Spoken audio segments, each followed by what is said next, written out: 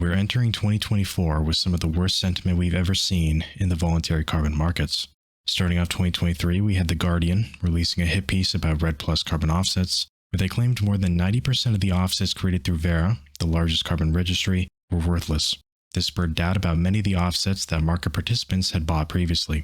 And for the most part, things have gone downhill since then, as far as public perception goes.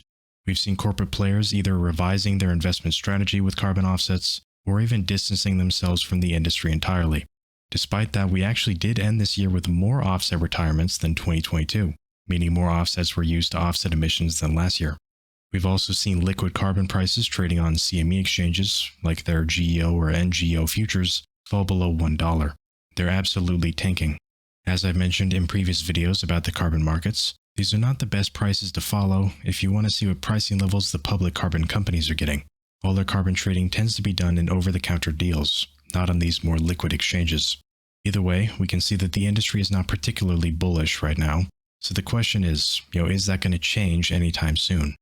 Given the level of offset retirements have actually gone up this year, despite all the recent challenges in the industry, that's a good sign. They were actually up dramatically in December, so we're still moving in a positive direction on the demand side. And as we've seen in a variety of predictions from investment firms following the VCMs, they believe that demand is not going to be an issue in the future. As long as the world believes in climate change and wants to do something about it, then I agree with that assessment.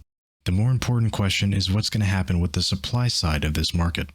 I don't foresee this year being one where the prices of carbon offsets start to skyrocket. I'd love to be mistaken, but I'm not going to hold my breath on that one. This year's likely going to be another slow crawl higher, focused on improving the industry's infrastructure, a transformational time for the sector, implementing new rules to ensure the integrity of carbon offsets, and revising existing carbon methodologies, which refers to the method and rules surrounding how carbon reduction is done under individual carbon project types, like reforestation or direct air capture. We saw the start of this trend during 2023, where Verra had been revising their REDD+, cook stove, and other methodologies to stand up to public scrutiny. I think this year is going to be a continuation of that process. The carbon registries like Verra and Gold Standard need to ensure that the public trusts their methodologies. It's going to be difficult to bring in new market participants otherwise. We're still a ways away from 2030, which is where some major climate commitments start to take effect for a variety of corporations. According to Accenture, up to 93% of those companies are on track to miss their climate goals. That is, unless they double their efforts on reducing emissions. If they opt to actually take action and follow through on their promises, their most likely method of offsetting emissions will be through buying offsets. If the global community truly decides to take climate change seriously, the use of carbon offsets in massive quantities is inevitable. This is the reality that radical environmentalists refuse to accept. It's this hatred from the left and the climate change skepticism from the right that creates the opportunities we see in this sector now. We'll talk about those opportunities some more later on in the video. What we're going to see this year is not just the methodologies improving, but also larger standards across the industry continuing to form. In March of 2023, we saw the Integrity Council for Voluntary Carbon Markets, or ICVCM, come out with their core carbon principles, essentially what are guidelines to follow to ensure that carbon offsets are high quality. At COP28, there was a continuation of this movement to improve the VCMs. 6 of the largest independent carbon standards bodies, including ICVCM, announced their plans to work together to improve their integrity frameworks. The point being, the entire industry is coming together to work on increasing oversight and guidance for carbon project developers. We're seeing the same thing happen for carbon registries like Verra, Gold Standard, and others. Many of them are collaborating to enhance the market's integrity and transparency as well. We can see that infrastructure is being built out at an increasing rate.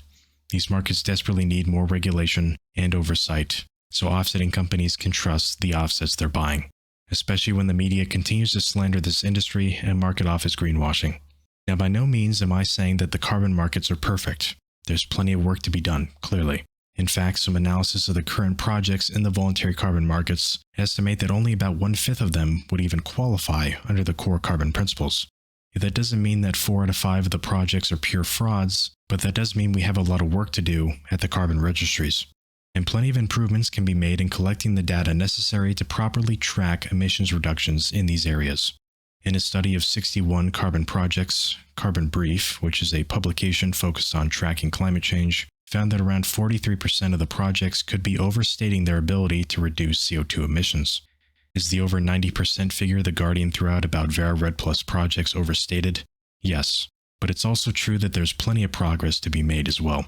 Another notable event from COP28 was that global regulators could not make any real headway on the discussion about Article 6 of the Paris Agreement, particularly Article 6.4. This portion of the agreement is dedicated to establishing a global carbon market, building off of the Kyoto Protocol and its clean development mechanism in the past.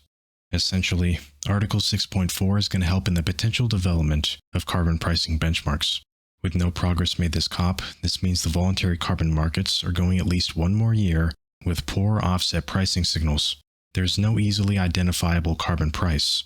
Each carbon offset can be different in a variety of ways. This makes price discovery and risk management more difficult for everyone involved. And it's a problem that these markets have been dealing with since they were established. This is something that's only going to get worse as well. In contrast to Article 6.4, Article 6.2 is being utilized right now, which allows for carbon offsets created in the VCMs to be designated as Internationally Transferred Mitigation Outcomes, or ITMOs. This is the trading of offsets between countries to decide where those offsets can be used for the country's climate commitments under the Paris Agreement. For example, we don't want India claiming that an offset's being used towards their climate goals while Sweden already claimed it. That becomes an issue. This is solved through the allocation of ITMOs. So long-winded explanation aside, why am I bringing this up? Well, we've seen how offsets with an ITMO designation can actually trade at different prices compared to the ones who don't. So this just adds another layer of complexity when trying to accurately price offsets. Having benchmark futures contracts on liquid exchanges would at least help with this. That's where a company I own shares in, Abex Technologies, could come in. They're developing several carbon futures contracts, and they plan on launching their exchange in Q1 of 2024. It's not public information what type of contracts they're going to offer yet, but that's a potential way to take advantage of the UN being dysfunctional, as it always is. It'll probably be a Red Plus contract, and the other one is largely a mystery. As I mentioned earlier in the video, there's certainly other public options to take advantage of a potential rise in offset prices over the coming years. Here's a list of the public carbon offset developers and royalty companies. They actually offer direct exposure to carbon offsets through producing them or generating royalties and streams, similar to what you'd find in the traditional mining space. Most of these companies have a market cap trading significantly below their net asset value, some even lower than the cash they have on their books. This goes for essentially every public company in this sector, which tells you just how bad sentiment has gotten. In summary, there's a lot going on in these markets all at once. There's plenty of organizations working to improve the systems that run them, but it's safe to say this process of evolution is going to take time. If you're looking for a quick trade or an overnight success, this is not where you'll want to be. But if you share the long-term vision that climate change is a problem, or at least enough people think it's a problem to do something, and that the world will contribute increasing resources to solve it, then this is the type of upside we can get a piece of. Even a fraction of these predictions results in significant appreciation from where we sit right now. The average prediction from the financial institutions following the sector has the voluntary carbon markets at a valuation of over $20 to $40 billion by 2030. That is a 10x or more from the current estimated size of $2 billion. The closer we get to 2030, the better things should get, in my view. With the VCMs being out of favor currently, I'm taking this opportunity to slowly accumulate more shares in the stocks that show promise. There's certainly some risk involved in investing in developing markets like this, and it's not for the faint of heart. Most of these investment options are unprofitable microcaps after all, so keep that in mind, but we'll leave it at that. And thanks for watching.